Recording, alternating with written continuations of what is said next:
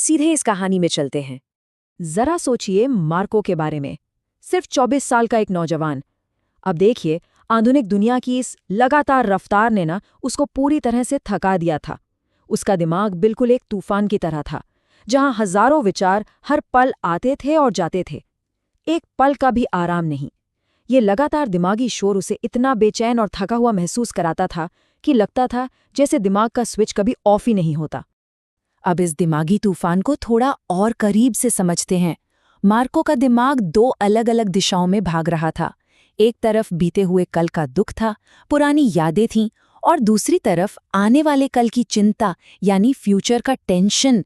इन दो विपरीत शक्तियों ने उसे इस कदर जकड़ रखा था कि उसने सुकून का अनुभव करना, ठीक से सोना और यहाँ तक कि मुस्कुराना भी छोड़ दिया था।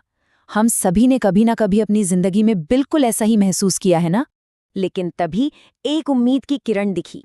मार्को को एक ऐसी जगह के बारे में पता चला जो इन सब परेशानियों से मीलों दूर, प्रकृति के बिल्कुल बीच बसी थी।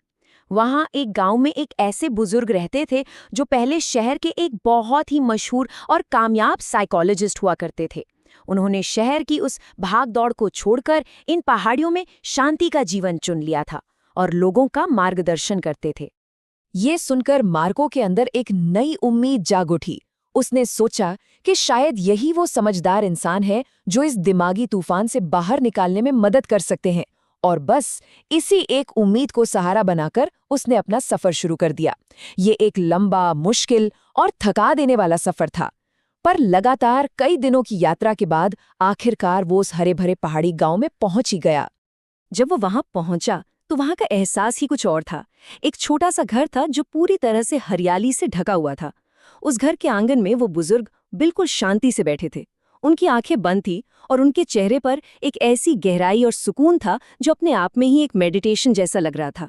वहां का पूरा माहौल एकदम ठहरा हुआ और शांत था। मार्को ने धीरे से पास जाकर अपनी परेशानी बताई। कहा कि उसका मन हमेशा बेचैन रहता है और उसे बस थोड़ी शांति चाहिए। उन बुजुर्ग ने हल्के से आंखें खोली, थोड़ा मुस्कुराए और बहुत ही शांत आवाज में बोले, तो तुम शांति की तलाश में हो? अच्छा, मेरे साथ आओ, मैं तुम्हें एक छोटा सा काम दूंगा। और यहां से शुरू होता है द स्टेडी ग्लास चैलेंज।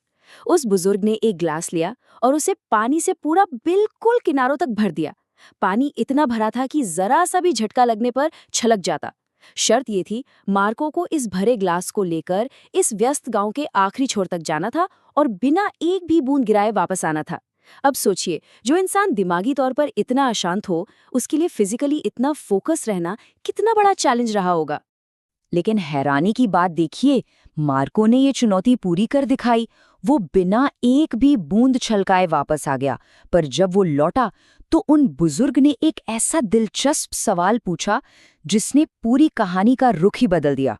उन्होंने पूछा, क्या इस सफर में तुमने भौंकते हुए कुत्तों की आवाज सुनी या सड़क किनारे खेलते हुए बच्चों को देखा? अब इस सवाल की अहमियत समझने के लिए थोड़ा उस गांव के माहौल के बारे में सोचिए। रास्ता बहुत पतला था और वहां अच्छी खासी भीड़-भाड़ थी। लोग इधर-उधर भाग रहे थे, दुकानदार अपने ग्राहकों को जोर-जोर से आवाजें लगा रहे थे और कुत्ते लगातार भौंक रहे थे। यानी एक बेहद शोर-शराबे वाला माहौल। और इसी शोर के बीच से गुजरकर मार्को को अपना पूरा रास्ता तय करना था। और यहीं पर सामने आता है सबसे महत्वपूर्ण मोड़।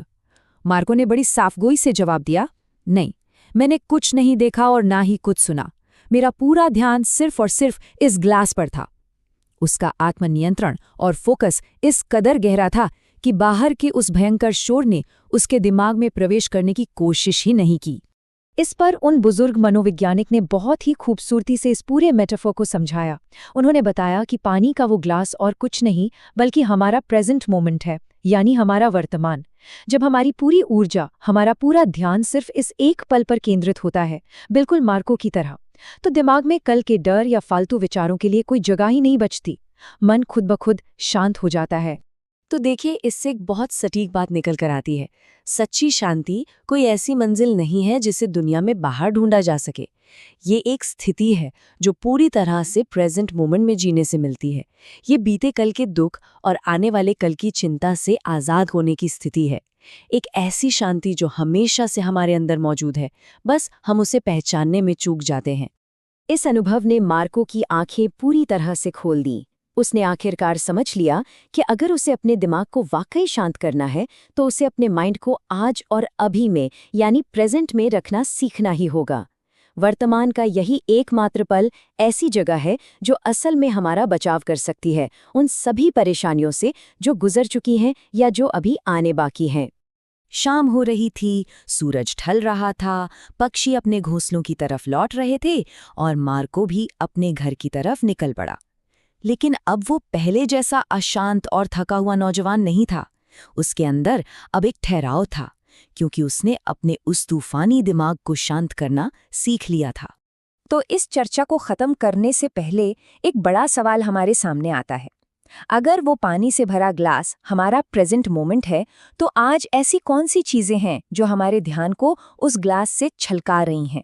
हम किस चिंता को अपने वर्तमान पर हावी होने दे रहे हैं? इस पर थोड़ा विचार जरूर करना चाहिए, क्योंकि शांति कहीं और नहीं, बस इसी पल में छिपी है। उम्मीद है आज की इस चर्चा ने इस गहरे विषय को समझने में पूरी मदद की होगी। अगली बार फिर मिलेंगे।